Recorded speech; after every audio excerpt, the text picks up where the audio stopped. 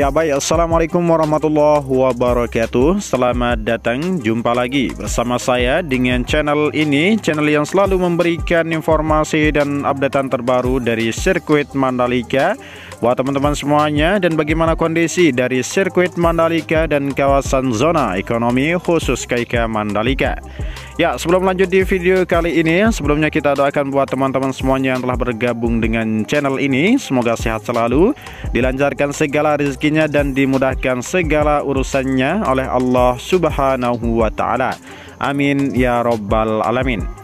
Ya, jadi sebentar lagi sirkuit Mandalika atau yang bisa juga dikenal dengan Pertamina Mandalika International Street Circuit yang berada di Pulau Lombok, Nusa Tenggara Barat, sebentar lagi akan mengadakan event berkelas internasional atau dunia, yaitu MotoGP. Dan tentunya semuanya pihak sirkuit Mandalika menyambut meriah balapan internasional ini dengan cara menyiapkan segala fasilitas dan sarana untuk menyambut gelaran yang sangat diminati oleh para penggemar otomotif balapan.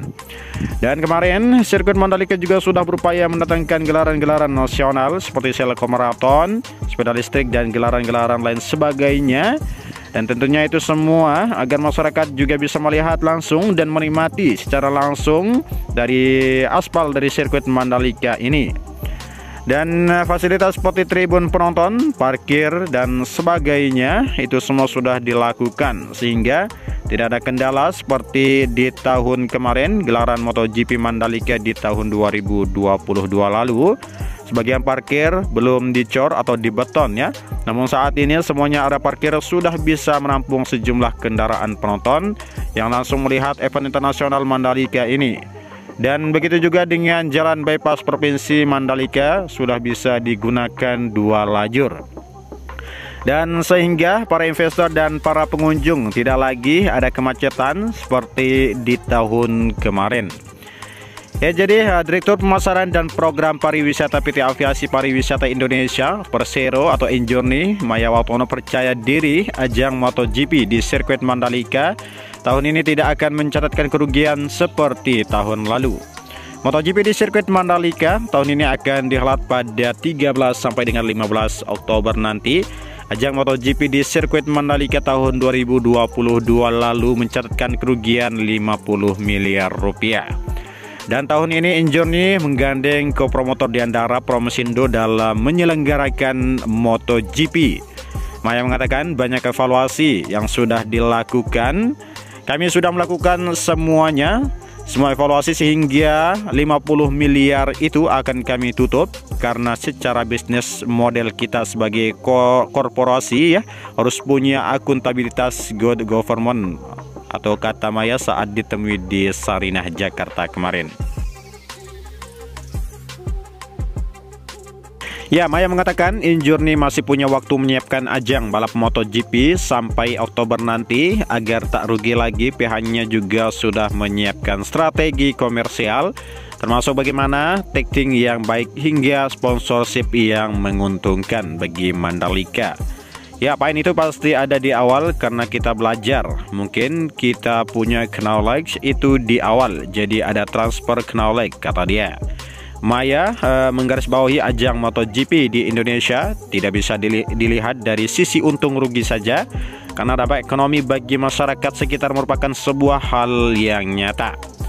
Dan PT Pengembangan Pariwisata Indonesia atau Indonesia Tourism Development Corporation (ITDC) mencatat penyelenggaraan MotoGP di Mandalika 2020 lalu mendatangkan penonton mencapai 102.801 orang.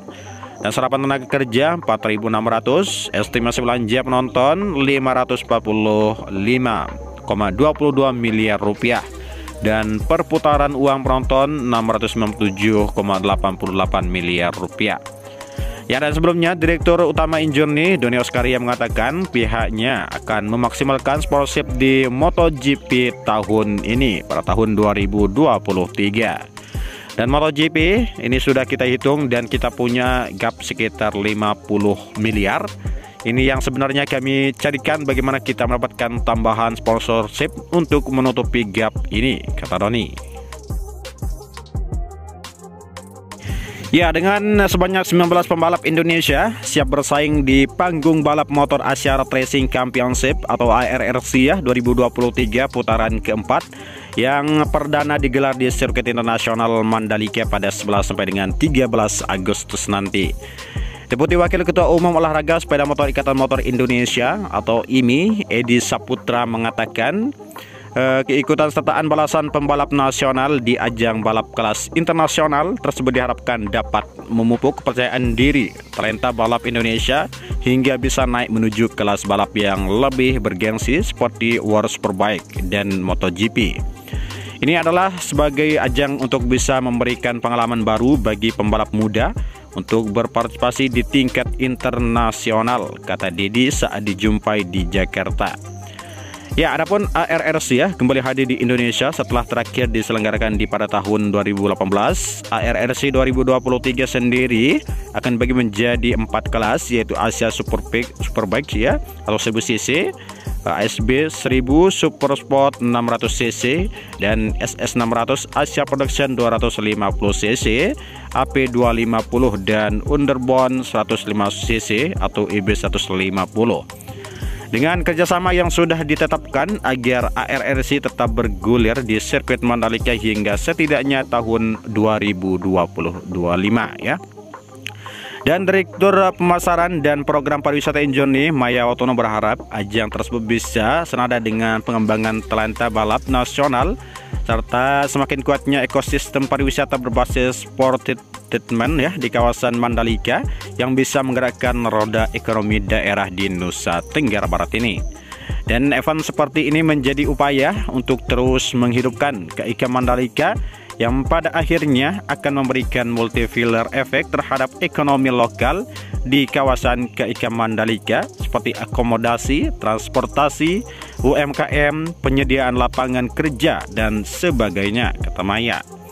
Acara ini menjadi salah satu bentuk komitmen kami dalam memajukan sektor pariwisata melalui event-event berkelas internasional.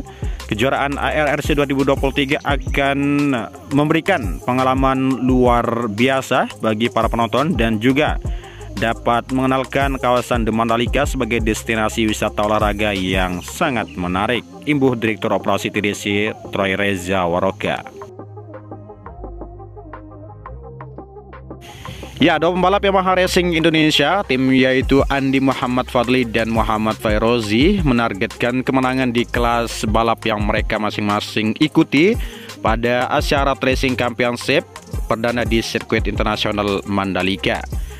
Dan yang mengaku cukup terlantang karena pada tahun ini ia naik kelas dari AP 250cc ke kelas SS 600 pada ARRC ya.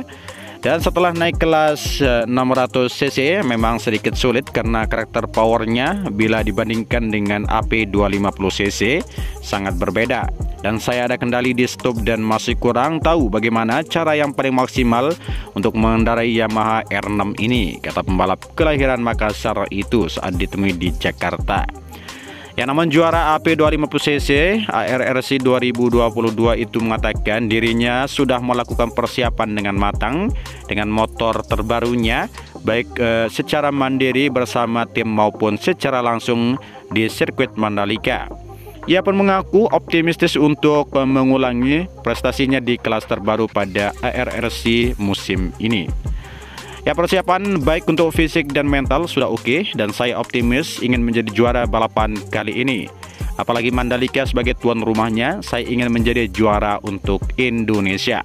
Semoga saya bisa mengukir sejarah juga sebagai pembalap pertama di ARRC Mandalika pertama ini, ujar pembalap berusia 23 tahun itu.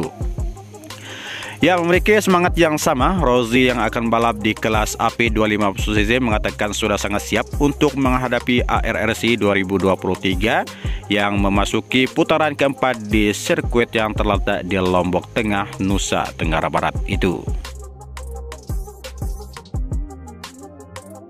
Ya, baiklah, inilah video yang dapat admin sampaikan dan berita yang admin dapat sampaikan pada teman-teman semuanya. Semoga bermanfaat untuk kita semuanya. Semoga kita semua dalam lindungan Allah Subhanahu wa Ta'ala. Dan bagi teman-teman yang belum bergabung dengan channel ini, selamat bergabung dan saya ucapkan terima kasih banyak yang telah memberikan dukungan atas channel ini. Sekian dari saya. Assalamualaikum warahmatullahi wabarakatuh.